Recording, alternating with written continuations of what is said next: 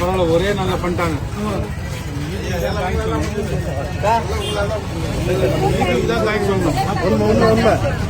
எப்படி வந்து எப்படி செஞ்சது பேச்சு சொன்ன வாக்க 10 நிமிஷம் காப்பாற்று.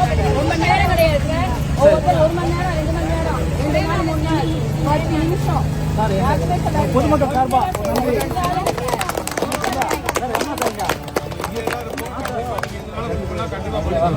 சொல்லிட்டோம் சார், குப்பை மட்டும்தான் அங்க வந்து அடைச்சிருக்கோம்னா அதுவும் நாங்க அது